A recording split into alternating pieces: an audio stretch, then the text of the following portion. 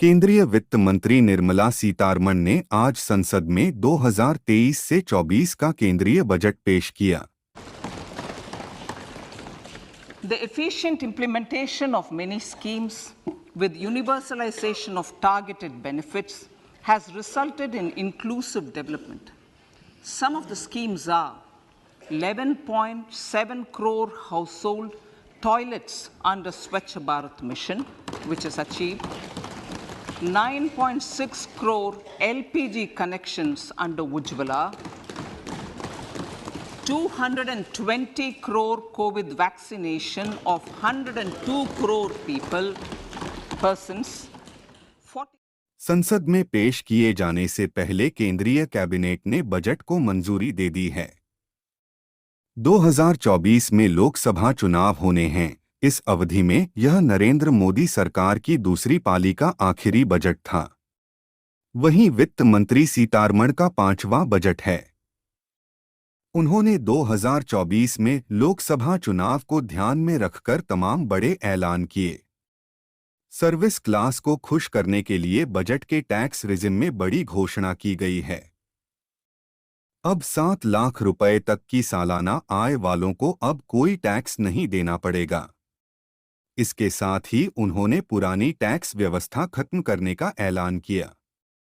Budget की शुरुआत में वित्त मंत्री निर्मला सीतारमण ने इस बजट को अमृतकाल का पहला बजट बताया। इस बजट में वित्त मंत्री ने बजट में कृषि, युवाओं, पीएम आवास, शिक्षा सहित अन्य क्षेत्रों के लिए सौगातों का पिटारा खोल दिया। शिक्षा मंत्री ने कहा कि 740 एकलव्य मॉडल आवासीय विद्यालयों के लिए अगले 3 वर्षों में 38,000 शिक्षकों और सहायक कर्मचारियों की भर्ती की जाएगी।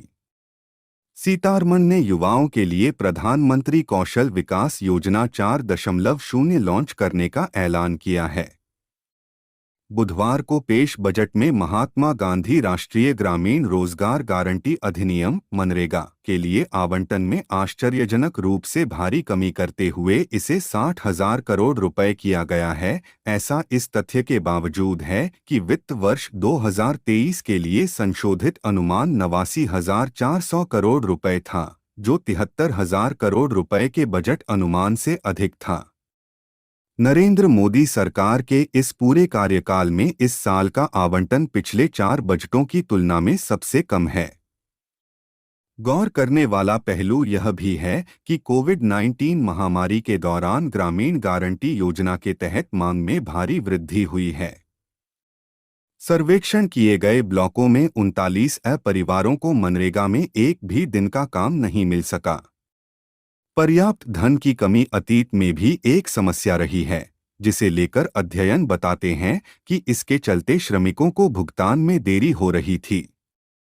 बजट से एक दिन पहले जारी एक बयान में People's Action for Employment Guarantee ने कहा कि मौजूदा कमी को पूरा करने के लिए महंगाई के आधार पर वेतन में संशोधन किया जाना चाहिए और यह सुनिश्चित हो कि काम की मांग पूरी हो। हालांकि वित्त मंत्रालय इसकी विपरीत दिशा में ही आगे बढ़ रहा है।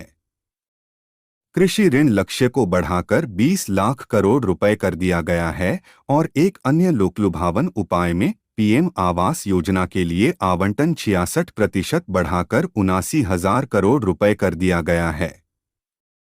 रेलवे के लिए बजट में 2.4 लाख करोड़ रुपए के परिव्यय की घोषणा की गई है, लगभग 1 दशक में सबसे अधिक और पिछले साल के बजट का 4 गुना है। कांग्रेस के नेतृत्व वाली यूपीए सरकार के आखिरी साल से इसकी तुलना करते हुए उन्होंने कहा, यह 2013-14 में किए गए परिव्यय का लगभग 9 गुना है। पीएम मोदी ने कहा कि यह बजट विकसित भारत के विराट संकल्प को पूरा करने के लिए एक मजबूत नींव का निर्माण करेगा।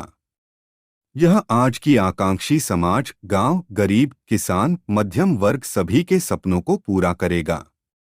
मोदी ने कहा, वर्ष 2014 की तुलना में इंफ्रास्ट्रक्चर में निवेश पर 400% से ज्यादा की वृद्धि की गई है। इस बार इंफ्रास्ट्रक्चर पर 10 लाख करोड़ रुपए का अभूतपूर्व निवेश होगा।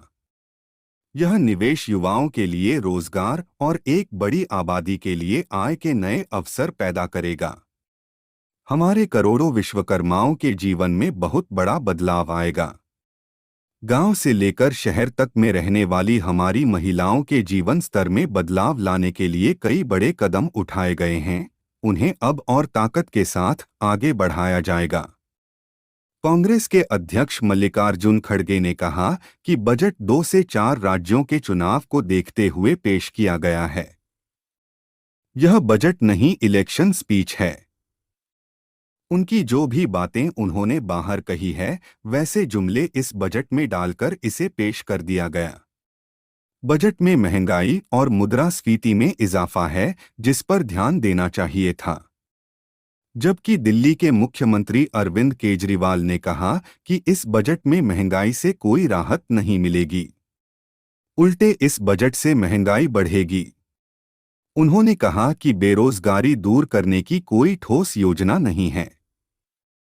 शिक्षा बजट घटाकर 2.64% से 2.5% करना दुर्भाग्यपूर्ण है। स्वास्थ्य बजट घटाकर 2.2% से 1.98% करना हानिकारक है।